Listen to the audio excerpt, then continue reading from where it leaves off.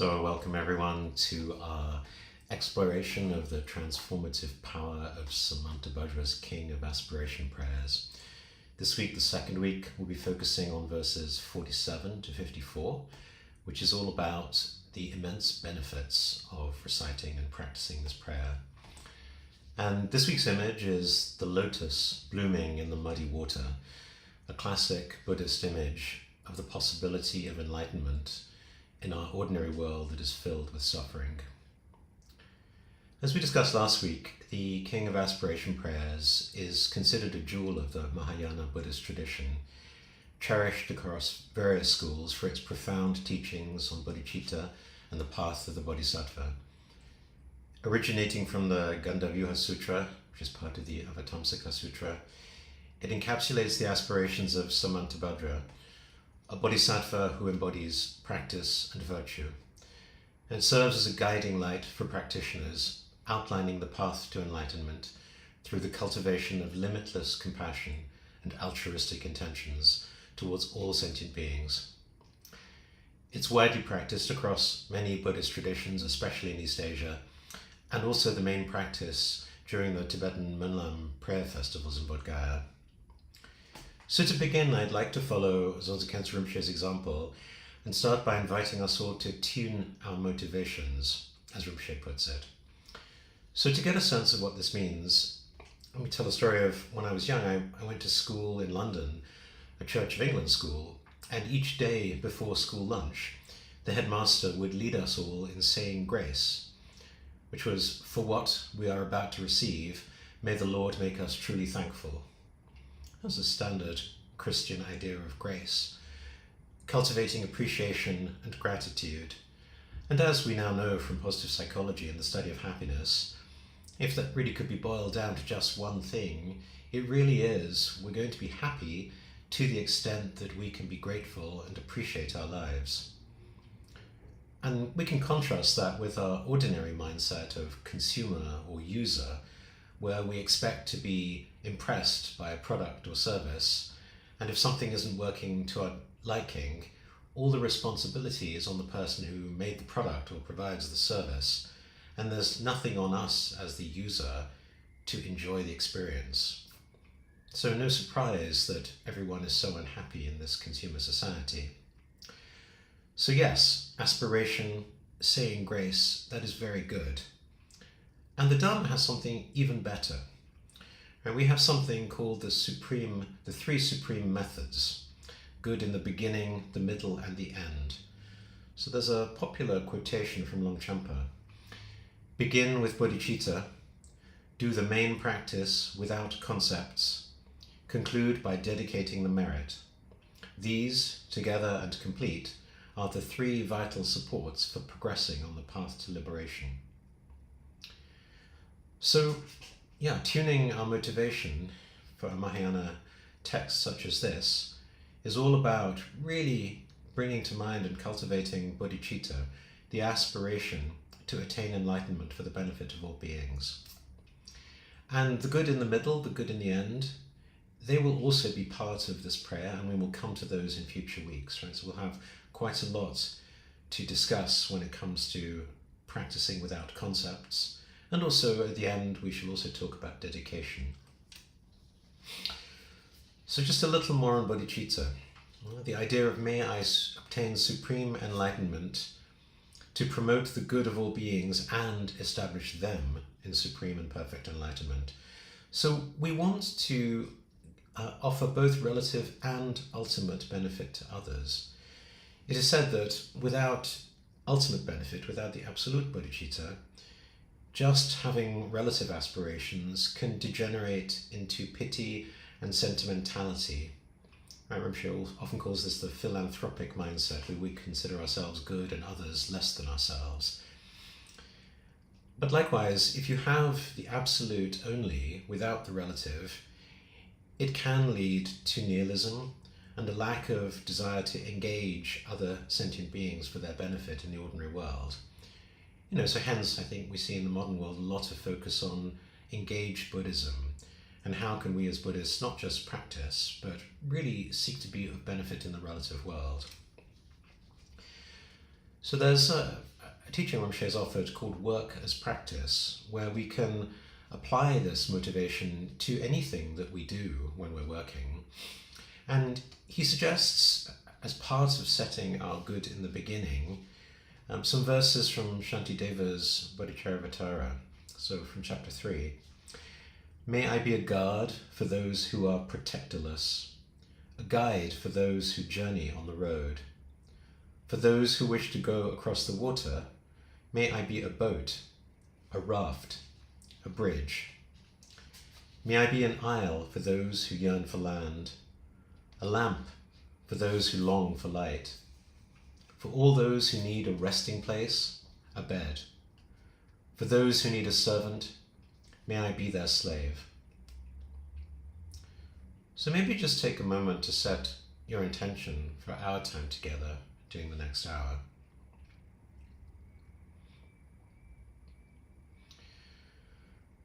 Okay, and just to emphasize, in the Mahayana, it really is, I guess, a threefold shift from an ordinary kind of worldly aspiration. Firstly, we're very much shifting from a focus on benefit for ourselves to a benefit for others. Secondly, we're moving away from a focus just on some sentient beings, our friends, our family, people we like, to all sentient beings. Right? It's truly a universal aspiration, which requires us to go beyond tribalism, go beyond the usual kinds of boundaries we have in our social and political worlds. And finally, it's from a relative benefit, a worldly benefit, to enlightenment, right? Going beyond ordinary benefit.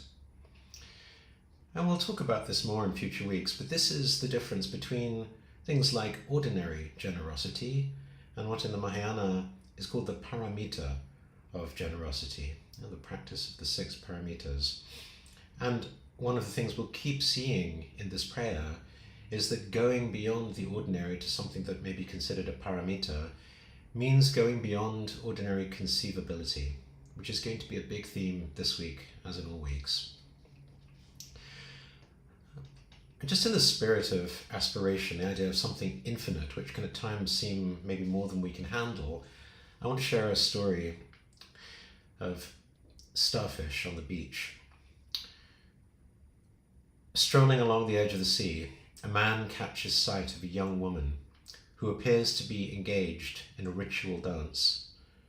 She stoops down, then straightens to her full height, casting her arm out in an arc. Drawing closer, he sees that the beach around her is littered with starfish, and she is throwing them one by one into the sea. He lightly mocks her. There are stranded starfish as far as the eye can see, for miles up the beach. What difference can saving a few of them possibly make? Smiling, she bends down and once more tosses a starfish out over the water, saying serenely, "It certainly makes a difference for this one." Okay, so this week is about benefit, which is what we will accomplish as the outcome of practicing this King of Aspiration prayers. But there's several related terms, including intention, motivation, aspiration, even merit. So I'd like to spend some time talking about these, because I think it's going to be useful to distinguish them both for this week and future weeks. So firstly, aspiration. What is an aspiration? I guess we can think about it as the goal or the what of our practice. It refers to a strong desire to achieve something, typically of a lofty or spiritual nature. It's the longing for something that lies beyond our current state or our current ability.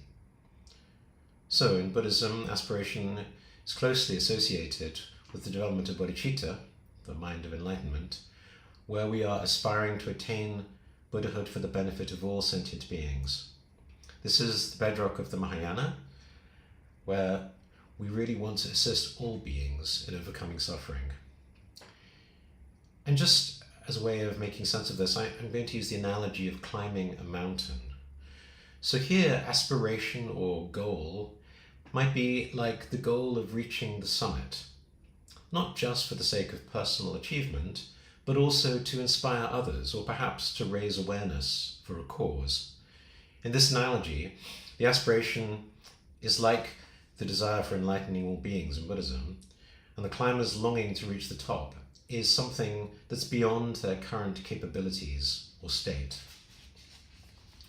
Okay, so next, motivation or inspiration, which is the why for our journey. It's the driving force behind our actions. It's what propels us to move towards our goal. Motivations can be intrinsic, so coming from within, driven by personal satisfaction or desire for self-improvement, or extrinsic, driven by external rewards or to avoid negative outcomes. So in Buddhism, motivation is the key to sustaining our practice and ethical conduct.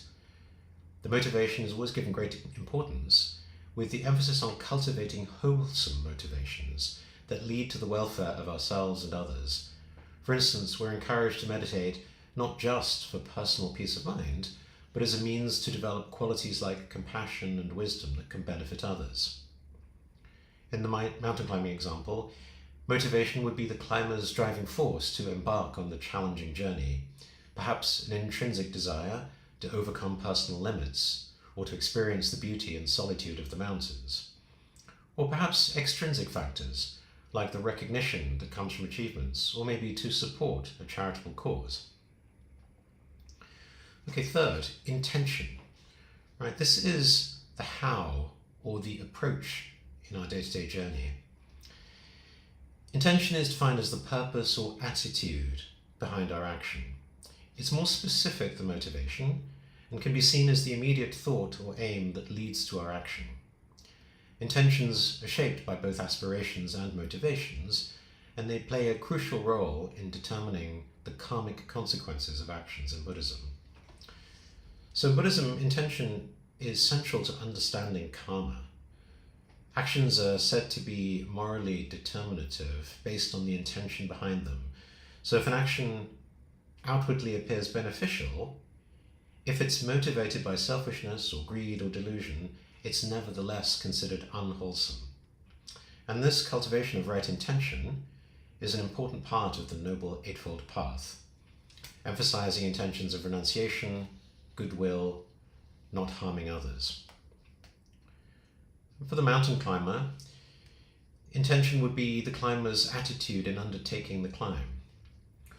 Perhaps he or she might wish to climb respectfully, minimizing environmental impact, or helping fellow climbers in need, reflecting ethical considerations similar to a Buddhist focus on right intention. The climber's intentions ensure that their journey up the mountain is aligned with their values and their aspiration.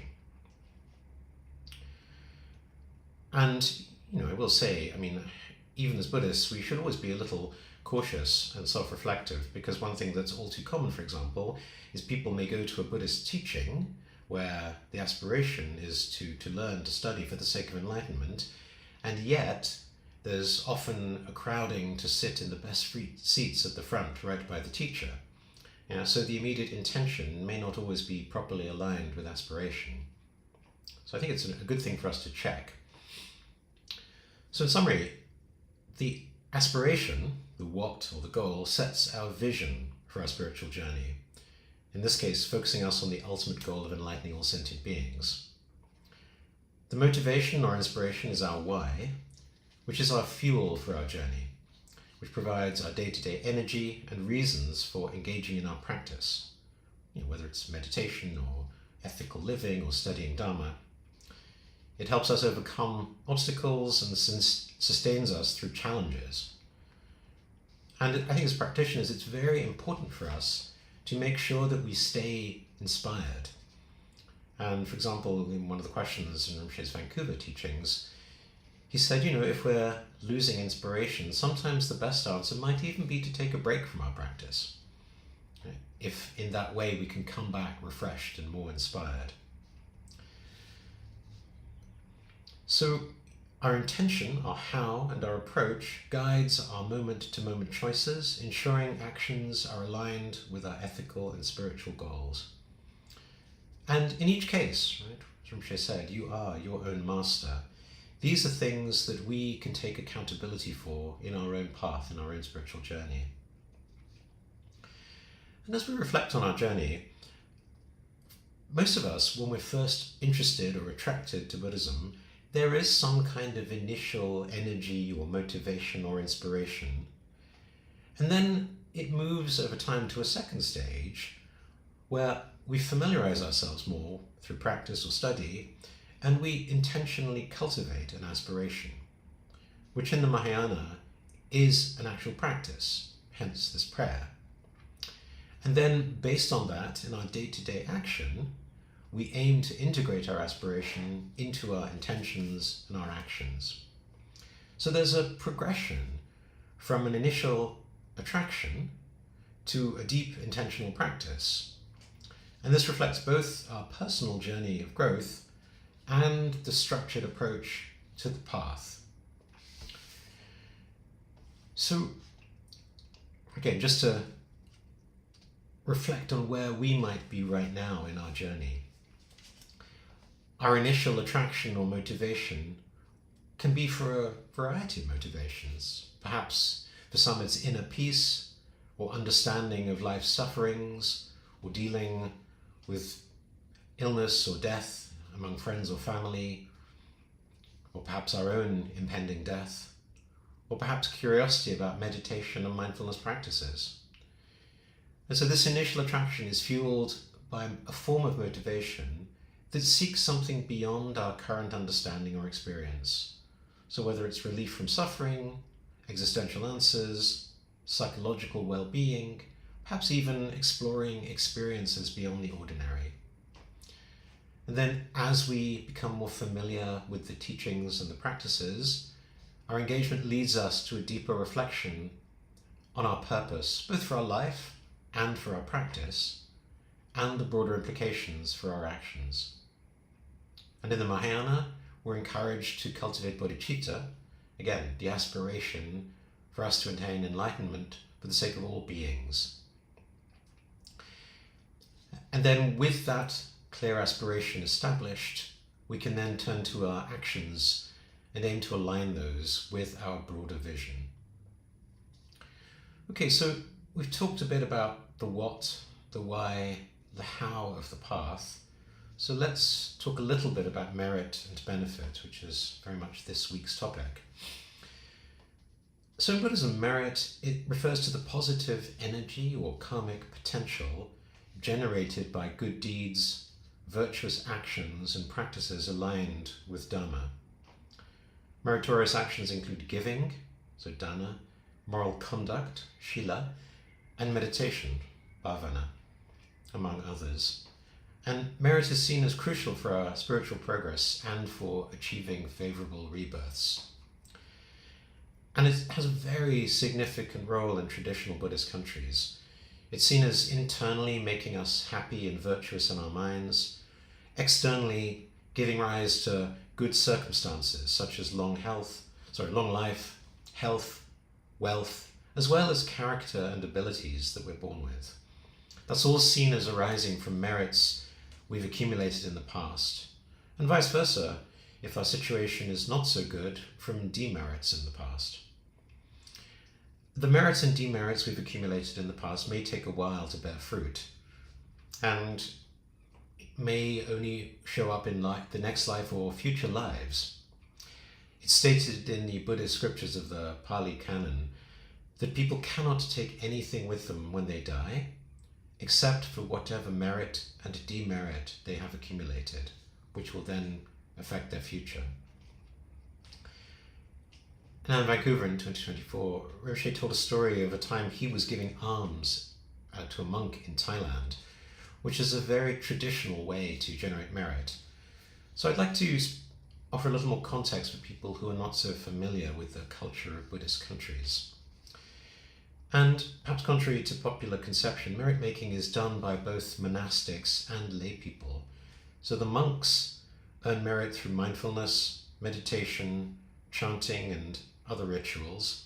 And for lay people, giving is fundamentally the most common way of making merit. Because monks, for example, are not allowed to cook by themselves, So giving food is a very common practice.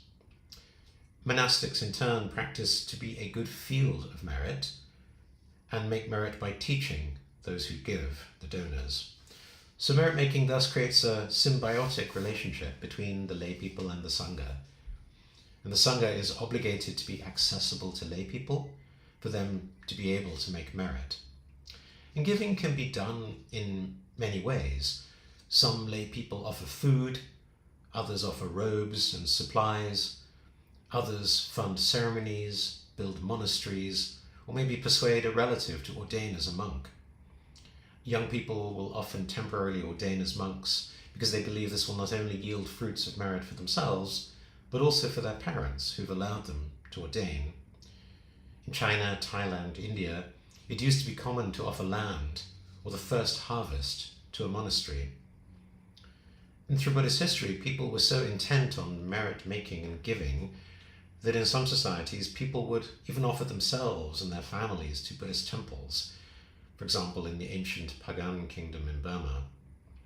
There's a story of the king Mahakuli Mahatissa, who's a 1st century BC Sri Lankan king, who even disguised himself as a peasant and started to earn his living working on a paddy field so that he would be able to gain merit by himself giving rice to Buddhist monks. And in some cases, merit making is even considered to continue after a person's death. For example, in ancient Thai tradition, it was considered meritorious for people to dedicate their corpses to feed wild animals after death. And likewise, there are many stories of the Buddha's own merit-making actions in his previous lives, for example in the Jataka tales. So cultivation of merit is motivated by both personal and altruistic aspirations. And perhaps as beginners, we may engage in merit-making perhaps more with the motivation to improve our own circumstances, for example, ensuring a better rebirth or experiencing less suffering. But over time, as we cultivate broader aspirations, especially in the Mahayana tradition, our accumulation of merit becomes more focused on enabling progress towards enlightenment for the sake of all beings. So the intention behind meritorious actions evolves, reflecting our deepening commitment to the welfare of others.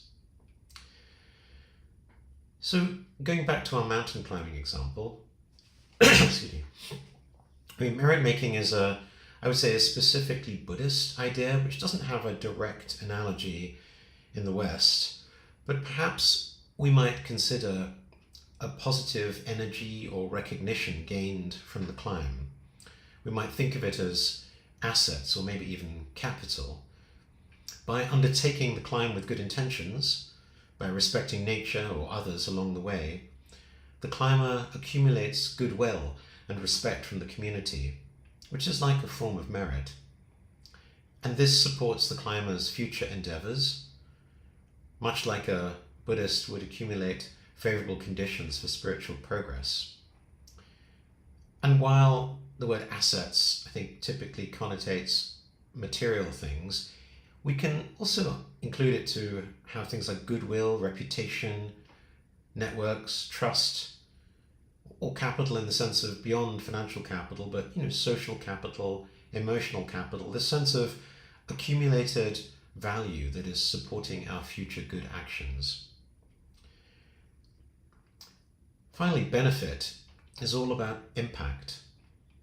So benefit in Buddhism is understood as the positive impact of our actions, our practices, our path, both on ourselves and others. It can encompass both immediate welfare and happiness generated by virtuous actions, as well as longer-term spiritual benefits accruing from practices towards enlightenment. And this is closely linked to the idea of our day-to-day intentions.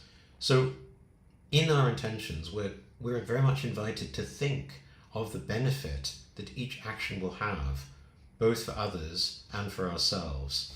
And so we're aiming for outcomes that are promoting harmony, reducing suffering, and contributing to spiritual development. And this intention to benefit all beings is very much, again, a hallmark of the Mahayana path.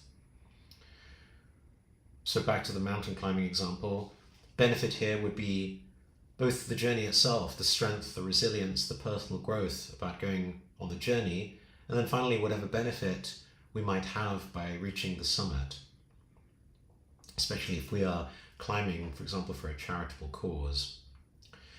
So merit is very much the foundation for our path, for any significant spiritual journey. It creates the conditions necessary for us to practice the Dharma effectively and for ultimately achieving enlightenment. Benefit then is the expression. Acting with intention to benefit others is the natural expression of our Buddhist path. And there is a cyclical relationship between these two. We generate merit through virtuous actions, which leads to benefit, which further supports us creating further meritorious actions. Okay, so with this as a background or context, let's turn to the verses. 47 and 48 first. So in this section, the structural outline in the commentaries have two sections. Firstly, the benefits of making aspirations in general, which is these first two verses. So I'll read them. Whoever hears this king of dedication prayers and yearns for supreme enlightenment, who even once arouses faith, will gain true merit greater still than by offering the victorious Buddhas infinite pure realms in every directions, all ornamented with jewels, or offering them all the highest joys of gods and humans, for as many aeons as there are atoms in those realms. So this is a profound statement, right? We're saying that practicing, reciting this prayer is far greater than infinite vast material offerings. Even just hearing it, even just having the intention to recite this prayer, even just once, to long for the Mahayana path, the qualities of the Buddha, the Bodhisattvas, that brings enormous benefit. And Rinpoche emphasized this is not to be understood as just poetic. He said, due to the limitations of human language, he would say this is an understatement. The merit of doing an aspiration such as this is so vast, it does not fit in our small minds. Yes, we can understand it as meaning that this aspiration is powerful, or maybe even to say that it's inspiring young bodhisattvas by saying that the Buddhas have great power to fulfill our wishes and aspirations.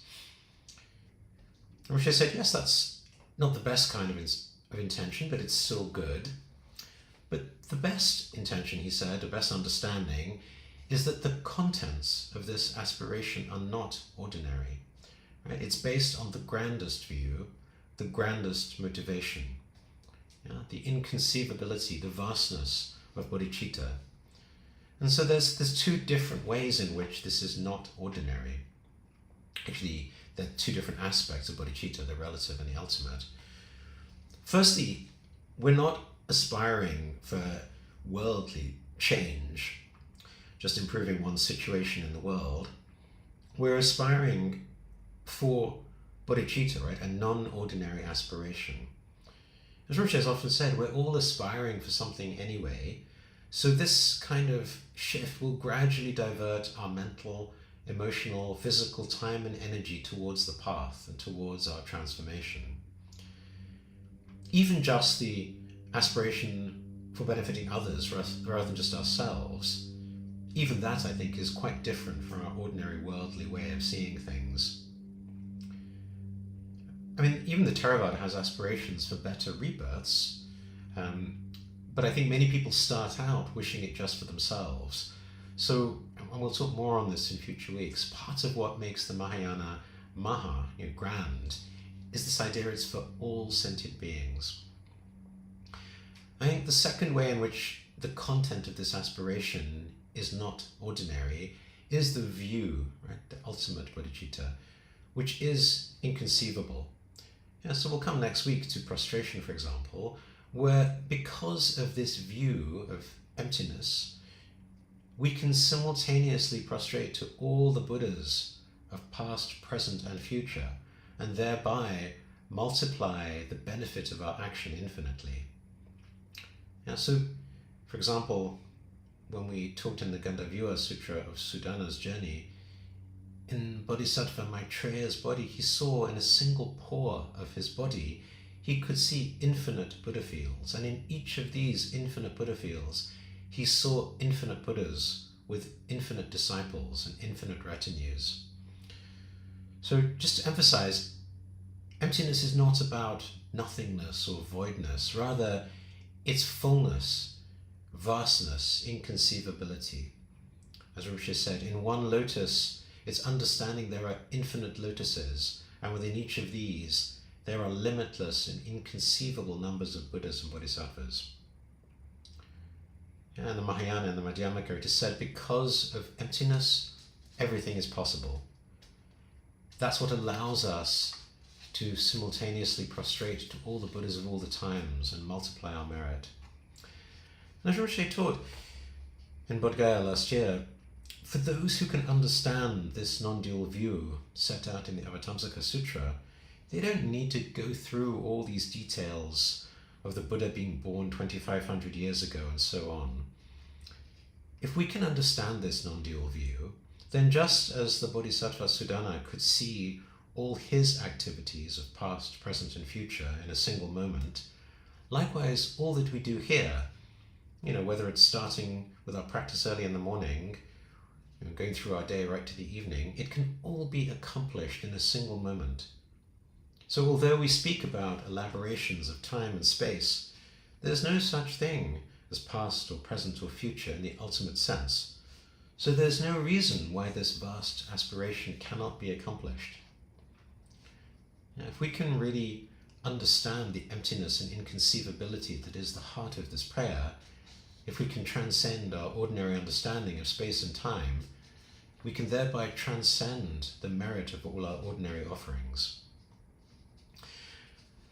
I would also say, for those of you who've received teachings on this prayer before or read other commentaries, I think one thing that Rinpoche's teachings are quite different is that many of the Mahayana commentaries really follow the causal path, which is the Mahayana path, where we engage in good actions, we cultivate causes for a future result.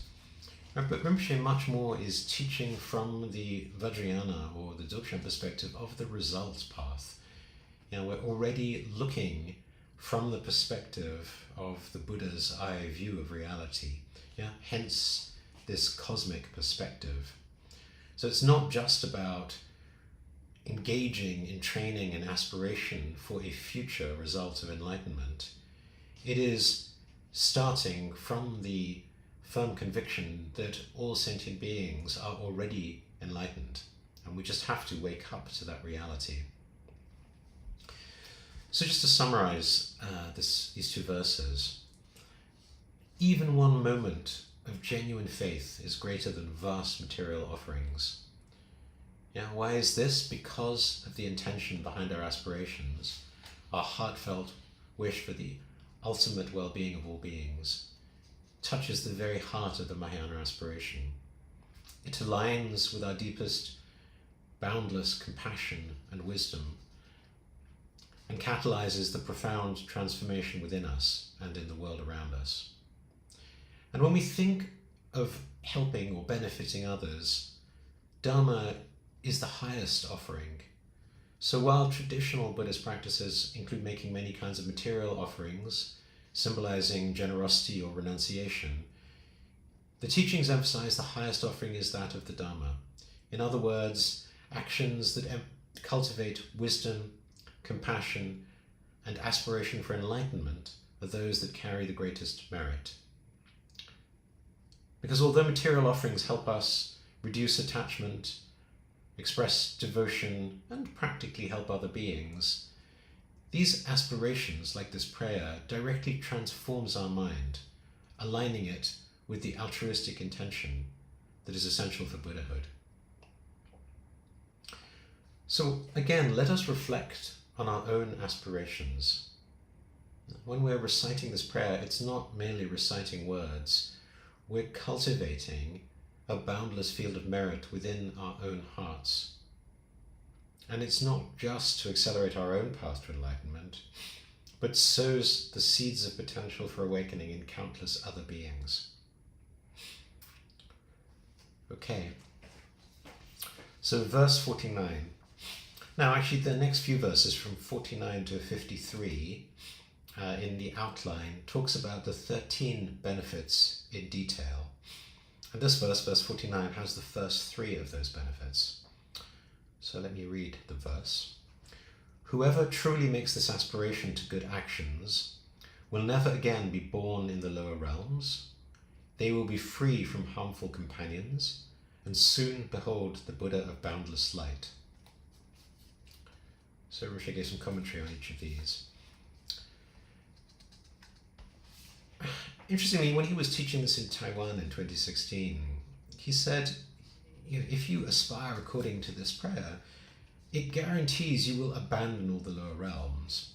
And here he was taking, I will almost say, a faith-based approach to teaching this practice. He said, I really believe this, almost to the extent that I sometimes become lazy. But then again, it's not really laziness either. I really believe, because I've prayed, and I've also heard the Pranidhana Raja, I will be okay. This life and next life, and at the time of my death, I'll be okay. I'm sure some intellectuals will say I'm just going through some very blind tripping.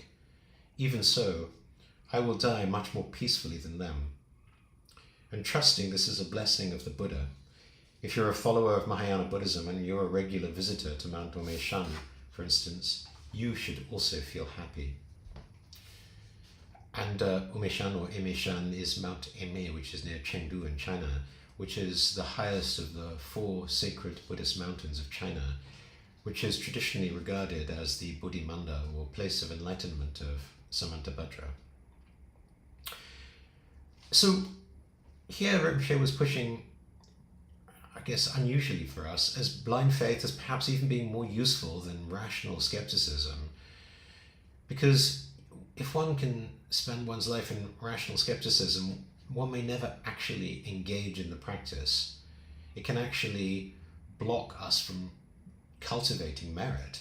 So yes, skepticism is highly encouraged in Buddhism when doing the analysis, when establishing the view, but when it comes to practice, we're really encouraged to engage wholeheartedly with devotion and faith. It's much more useful to us to actually get on with our practice.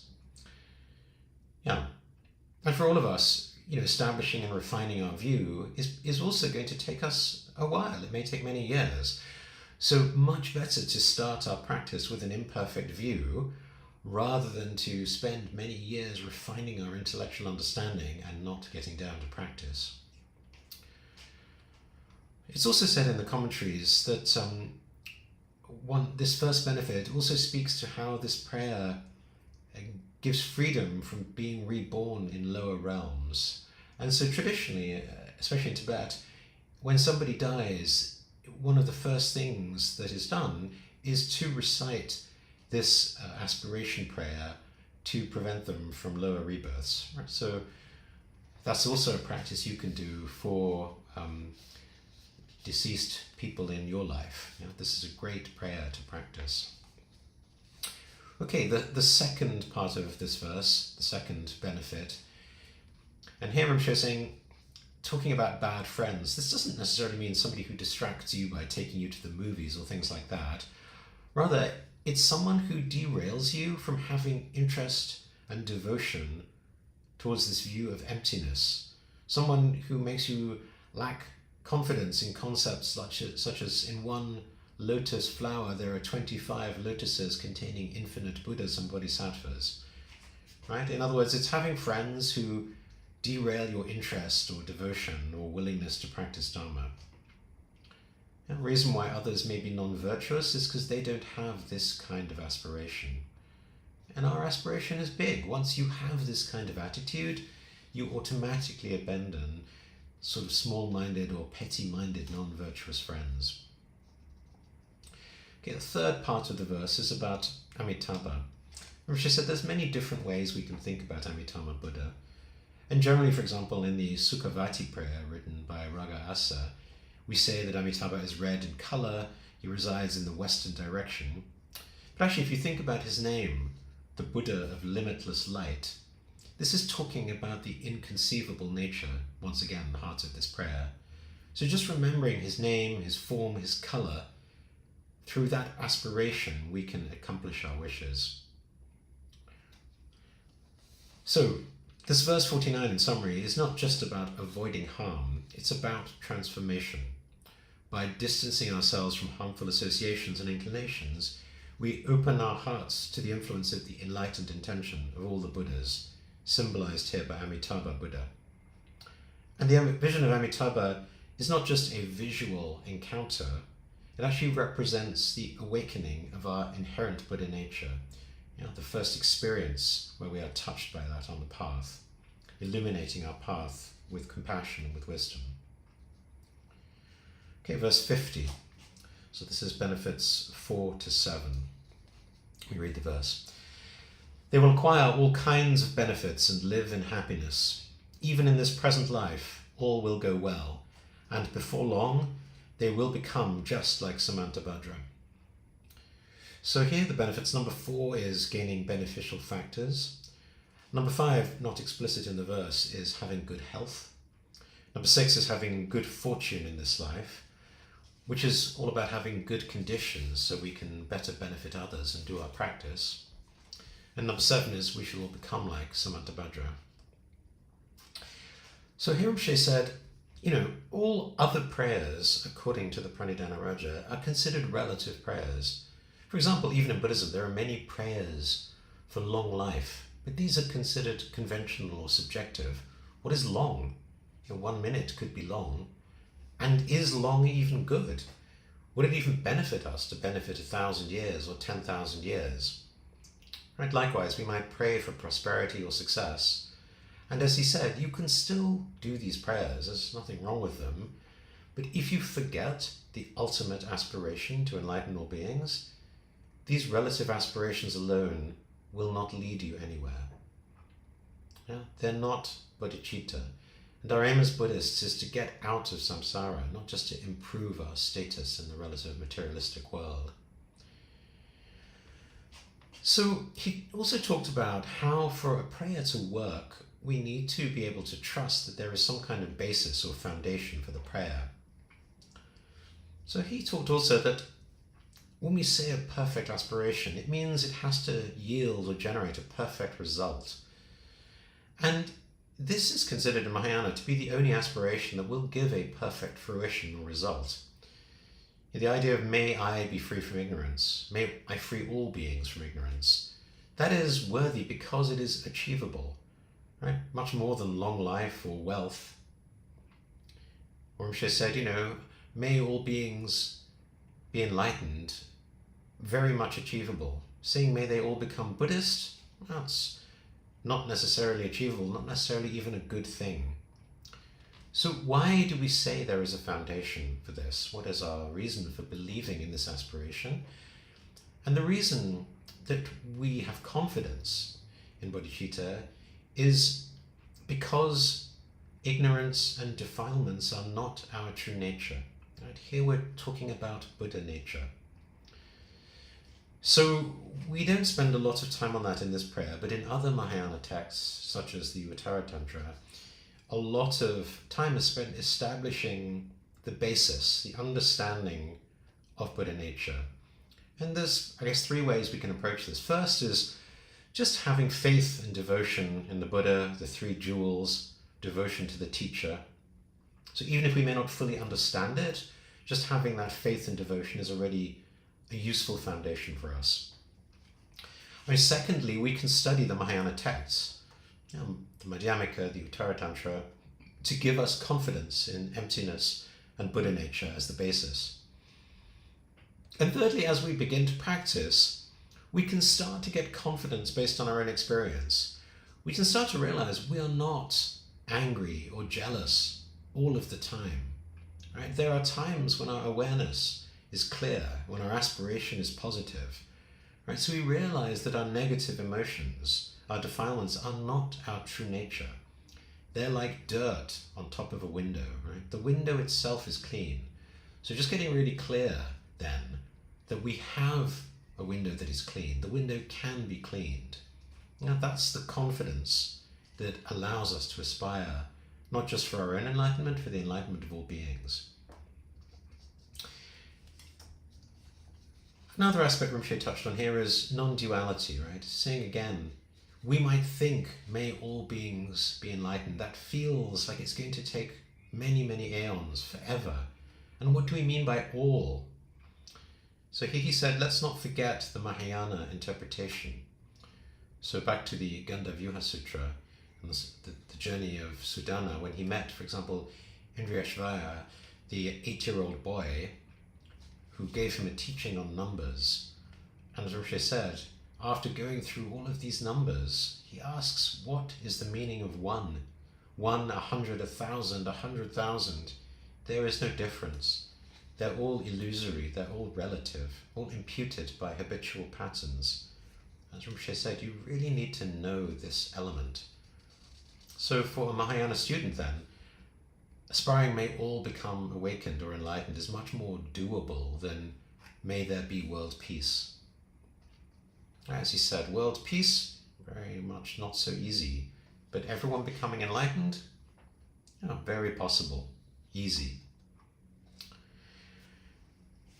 Also, I mean, in this context of the only true or reliable or solid aspiration being the ultimate aspiration of bodhicitta, enlightening all beings, just this notion that even in the relative world, we may wish to do good for others, but our ability to know what is actually going to be good is quite difficult.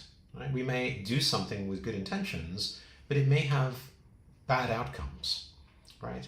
So just as an example, there's a famous story of the Chinese farmer. Here I'll give you the version by Alan Watts. So once upon a time, there was a Chinese farmer who lost a horse, ran away. And all the neighbors came round that evening and said, "That's too bad." And he said, "Maybe." The next day, the horse came back and brought 7 wild horses with it. And all the neighbors came round and said, "Why, that's great, isn't it?" And he said, "Maybe." The next day, his son, who was attempting to tame one of these horses, was riding it and was thrown and broke his leg. And all the neighbors came round in the evening and said, "Well, that's too bad, isn't it?" And the farmer said, "Maybe." And the next day, the conscription officers came looking for people for the army, and they rejected his son because he had a broken leg.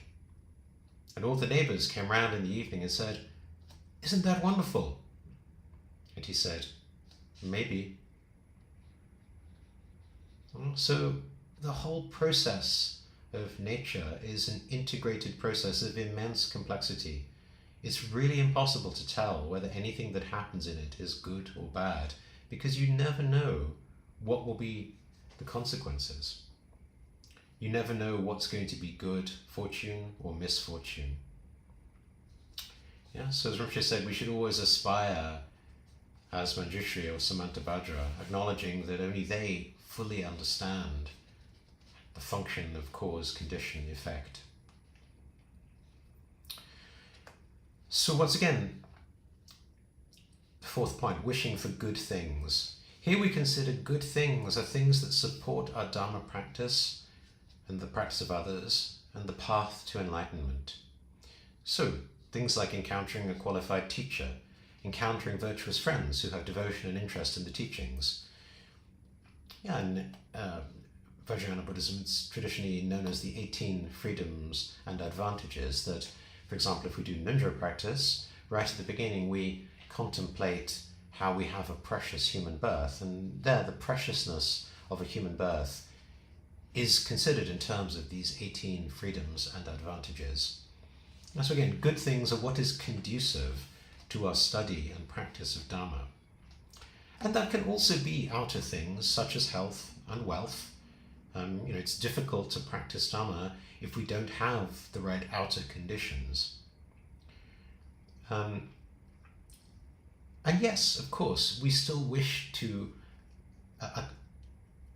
accomplish relative benefit in this world, including socially, politically, and so forth. But ideally, it's always with this spirit of creating conditions for self and others to practice Dharma, to encounter the teachings and put them into practice.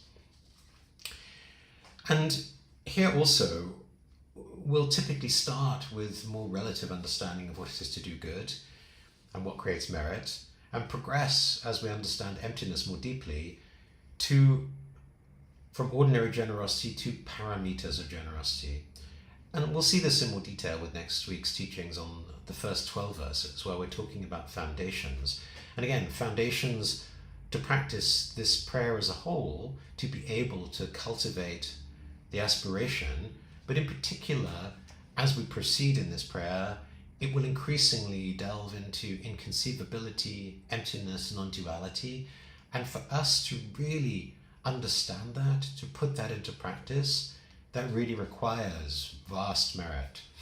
So a lot of what we want to do is establish and cultivate merit for that.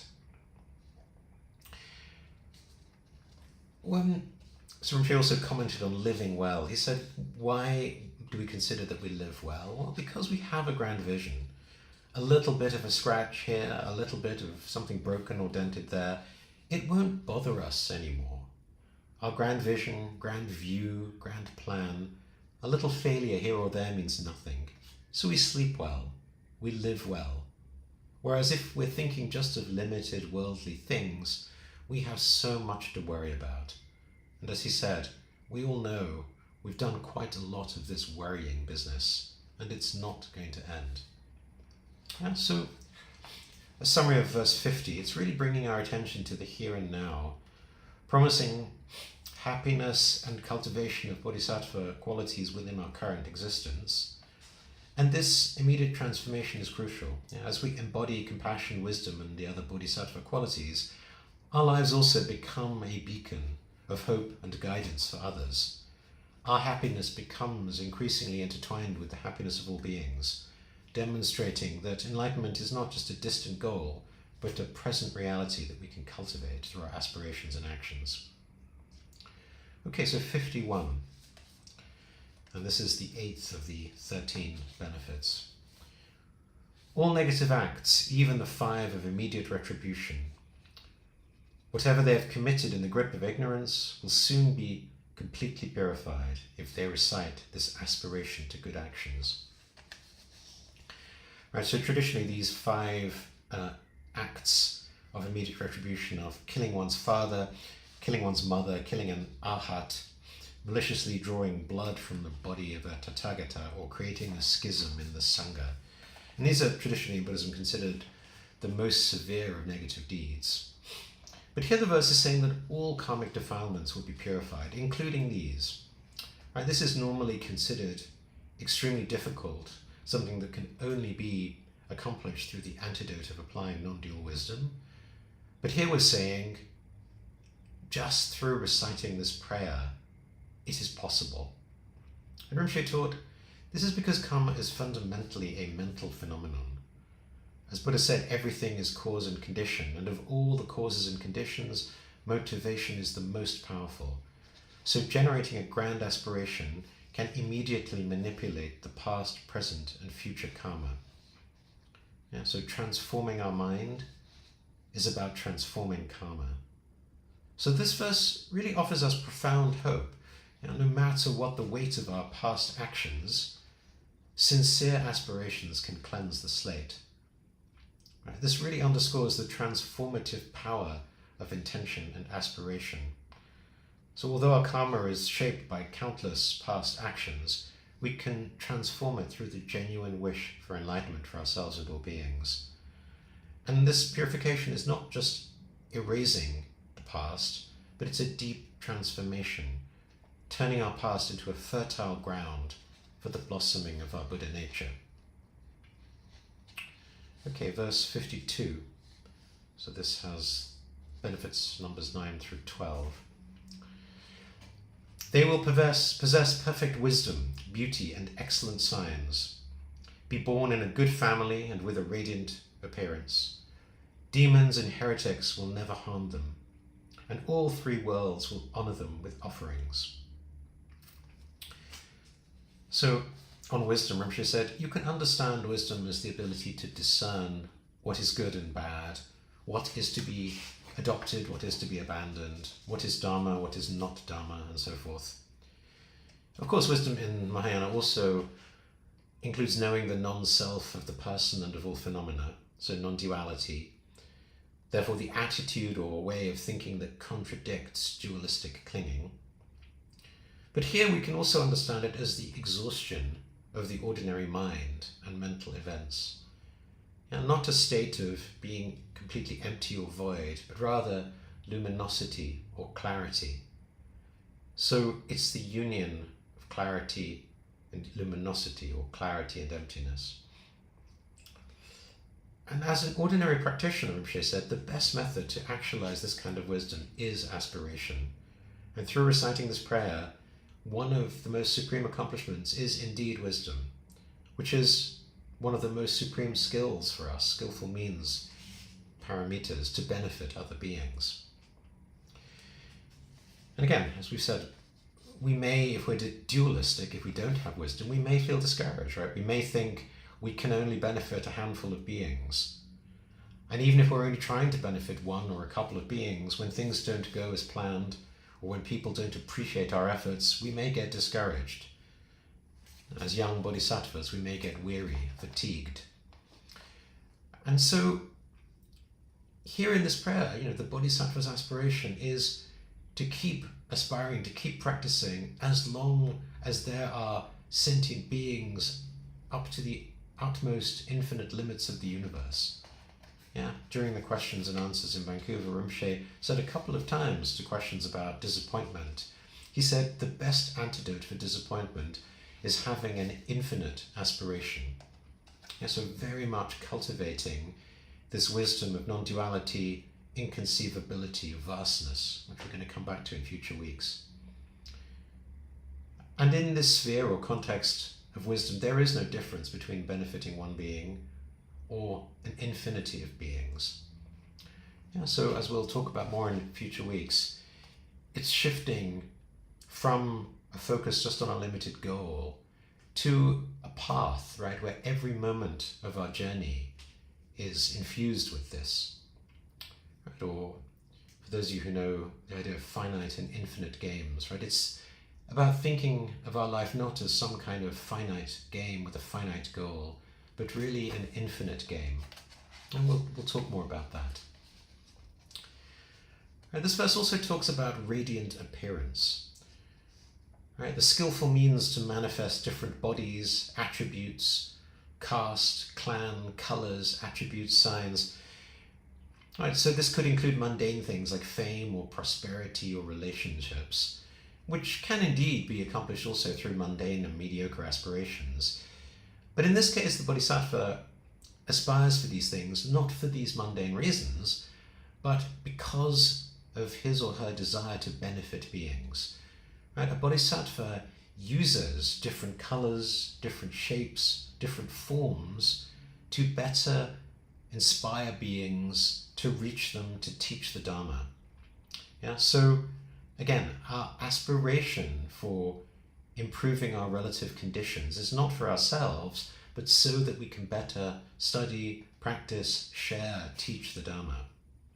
Right? It's only in as much as it's to benefit others. And of course, there's a real challenge here in keeping ourselves honest.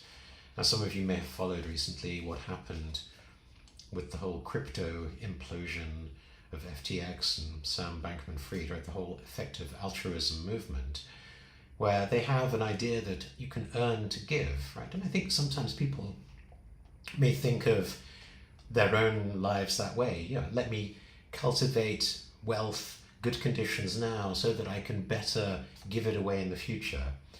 But there's always a real danger we can fool ourselves, right? As Rinpoche says, he quotes the songs of Milarepa, "My religion is not deceiving myself and not disturbing others." Or for those of you who watch the movie Oppenheimer, Richard Feynman, the Nobel physicist, he said, the first principle is that you must not fool yourself, and you are the easiest person to fool. Yeah, so just always being mindful when we say to ourselves, oh yes, I want relative good so that I can benefit others. Just check your intention, right? Is it really to benefit others, or are you just fooling yourself? This idea of being venerated by the three worlds, yeah, it's not just because of, you have some position which is going to go away. It's because you become a living embodiment of the bodhisattva aspiration of bodhicitta. Your qualities, your kindness, your goodness, that will become visible, omnipresent wherever you go, and therefore you will be venerated and respected by beings. Okay, verse 53, the last of the benefits. They will quickly go beneath the Bodhi tree, and there they will sit to benefit all sentient beings. Then awaken into enlightenment, turn the wheel of Dharma, and tame Mara with all his hordes. And here Rinpoche said, this is the most beautiful part. Now the Bodhisattva goes to the Bodhi tree, sits, actualizes Buddhahood, and then turns the wheel of the Dharma. So remember, our aspiration here ultimately is bodhicitta, right? It's to achieve enlightenment for ourselves so that we can then benefit all other beings. So, again, this verse emphasizes enlightenment is not an end, but a beginning. The start of an unending commitment to turn the wheel of the Dharma and tame the forces that bind us and all beings to suffering. So as we contemplate these verses, always remember our transformation, our aspiration is not for our benefit alone, but it's the key to unlocking the boundless potential for compassion, wisdom, and liberation of all beings. Okay, the final verse of this week, 54, which is the benefits in brief. The full result of keeping, teaching, or reading this prayer of aspiration to good actions is known to the Buddhas alone. Have no doubt, supreme enlightenment will be yours. And here Rinpoche said, never doubt the Bodhisattva path. Don't worry about the fact you may struggle to benefit even one being, a friend or a spouse or a child, and therefore you wonder how could you benefit all sentient beings.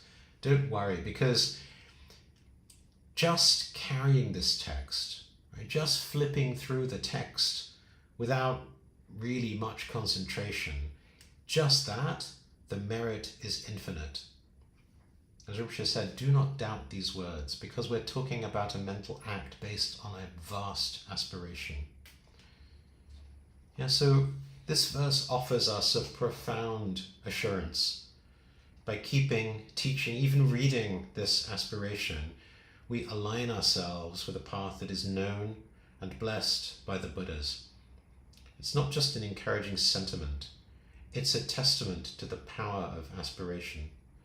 When grounded in faith, motivated by the altruistic wish for the enlightenment of all beings, and inspired by the wisdom of the Buddhas, our path to enlightenment becomes inevitable. This assurance invites us to engage deeply with the prayer, confident in the knowledge that our efforts are supported by the compassionate wishes of all the Buddhas and Bodhisattvas. So let this assurance fuel our commitment to the Mahayana path, inspiring us to embody these aspirations in all our thoughts, words, and deeds. Okay, so in closing, again, I just want to invite you to really make this prayer into a regular daily practice, even if it's just a few moments each day. Even if, as the prayer itself suggests, you just carry it around in your briefcase or your handbag. Perhaps consider keeping some kind of journal to reflect on how these verses are speaking to your current experiences and aspirations, and noticing any shifts or deepening of commitment as you go through these weeks. And really nurture a Mahayana aspirational mindset in your daily activities.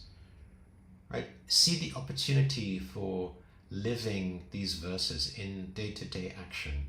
Challenge yourself to view situations through the view or lens of a bodhisattva, how can I bring compassion to this interaction? How can my actions reflect my deepest aspirations for the benefit of all beings? Even simple acts of kindness, moments of patience in the face of irritation, gestures of generosity can become expressions of our bodhisattva vow. Remember, it's in the seemingly mundane day-to-day activities that our greater spiritual growth can occur. And so as we conclude this week, let's carry forwards the understanding that these aspirational verses are far more than just personal wishes for spiritual growth. They are acts of universal benevolence. Each recitation, each moment of reflection strengthens not only our own path to enlightenment, but also contributes to the vast interconnected web of awakening that encompasses all beings. The path we walk is paved with the aspirations and practices of countless bodhisattvas before us, and with each step we extend the same support to all who follow. May our engagement with these teachings inspire us to live with boundless compassion, unwavering patience, and deep wisdom, dedicating every thought, word, action to the enlightenment of all beings. So thank you for sharing our journey this week, and may the merit of our collective aspirations benefit all beings, leading us together to the shore of perfect awakening. So with that, I wish you a good week, and I will see you again next week.